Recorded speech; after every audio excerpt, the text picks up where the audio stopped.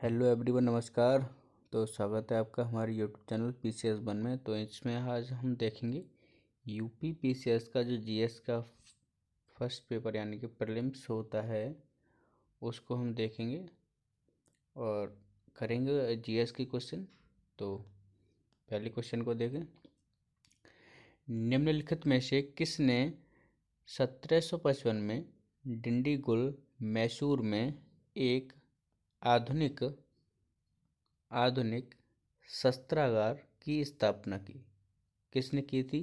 Option number A Nataraj, Haidar Ali, Devaraj सिक्का और कृष्णराज।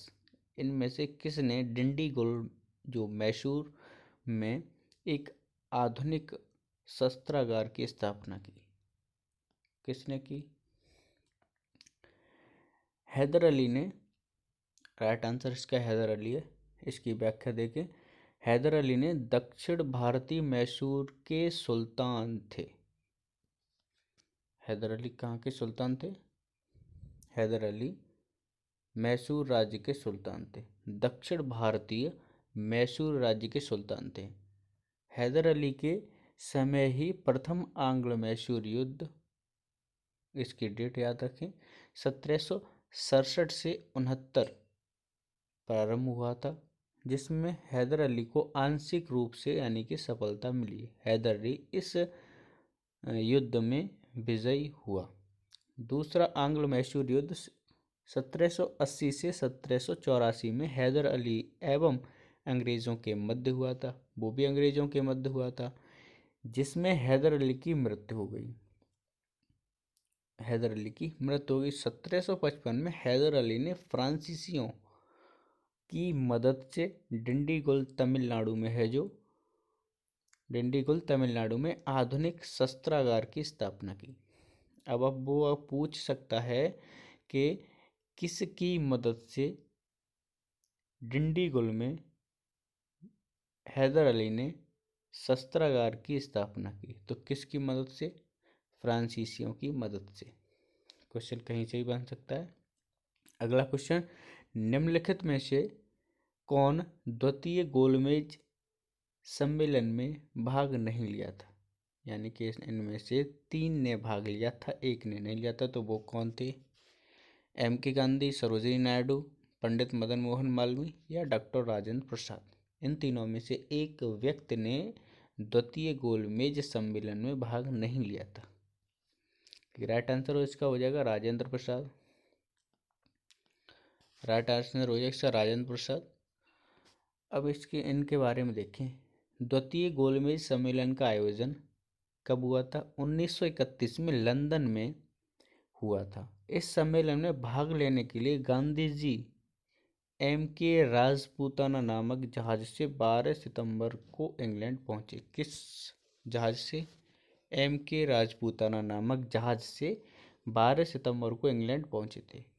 वे कांग्रेस के एकमात्र प्रतिनिधि थे। इस सम्मेलन में कुल 31 प्रतिनिधियों ने भाग लिया था। कांग्रेस के कार्य समिति की एक और सदस्य कौन? सरोजिनी नायडू भी इसमें भाग लेने के लिए, साथ एनी बेसेंट भी थे इनके। इन्होंने भारतीय महिलाओं का प्रतिनिधित्व किया और मदन मोहन मालवीय राष्ट्रीय दल के प्रतिनिधि के रूप में गए थे। तो इसकी व्याख्या इम्पोर्टेंट है, यहाँ से क्वेश्चन रिपीट होगा तो इस व्याख्या से ही रिपीट होगा। इसको ध्यान से पढ़ें और समझ लें। अगला क्वेश्चन, निम्नलिखित में से कौन एक नदी है? कौन सी एक नदी है नदी वाले पर ट्रांस हिमालय नदी? सॉरी, क्वेश्चन थोड़ा। निम्नलिखित में से कौन सी एक नदी ट्रांस हिमालय नदी है? हिमालय पार है वो, हिमालय पार यानी ट्रांस हिमालय नदी है। ऑप्शन नंबर झेलम, सतलज, गंगा या रावी। इसको व्याख्या को देखें। व्याख्या, सतलज उत्तर भारत में बहने वाली एक सदा नीरा नदी है। इसका उद्गम हिमालय पर यानी ट्रांस हिमालय से मानसरोवर के निकट राक्षस ताल से हुआ है। अगला क्वेश्चन, निम्नलिखित में से कौन सी भारत की नवीनतम पर्वत श्रेणी है? निम्नलिखित में से कौन सी भारत की नवीनतम पर्वत श्रेणी है? हिमाद्री श्रेणी, अरावली श्रेणी, पश्चिमी श्रेणी या विंध्याचल श्रेणी? बताएं राइट आंसर। व्याख्या देखें। राइट आंसर है हिमाद्री को महान हिमालय के नाम से भी जाना जाता है। यह नदी ट्रांस हिमालय एवं मध्य हिमालय के बीच स्थित है। विश्व की कुछ सर्वोच्च चोटियां इस श्रेणी में स्थित हैं। हिमालय पर्वत श्रेणियों की नवीनतम पर्वत श्रेणियों के अंतर्गत आती है, यानी कि इसका क्या हो जाएगा? हिमाद्री श्रेणी। राइट आंसर हिमाद्री श्रेणी।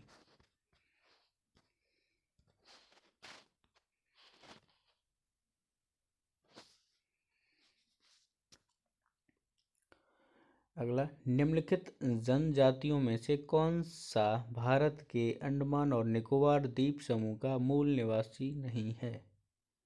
3 अंडमान निकोबार द्वीप समूह की हैं। फोर्थ जो है वो अंडमान निकोबार द्वीप समूह से संबंधित नहीं है, यानी उस राज्य की नहीं है। Option number A Halchu, Rengma, Onge, Shompen. बताएं। देखिए हालचू है, हालचू जनजाति अंडमान निकोबार की है। ओंजे भी है, सोमपेन भी है। रेगमा ये जनजाति नहीं है, तो ये जनजाति किस राज्य की है? तो ये जनजाति नागालैंड राज्य की ये जनजाति है। कौन सी? रेंगमा जनजाति नागालैंड में पाई जाती है। तो चलिए, तब तक आज के लिए बस इतना ही। तब तक के लिए नमस्कार, जय हिंद।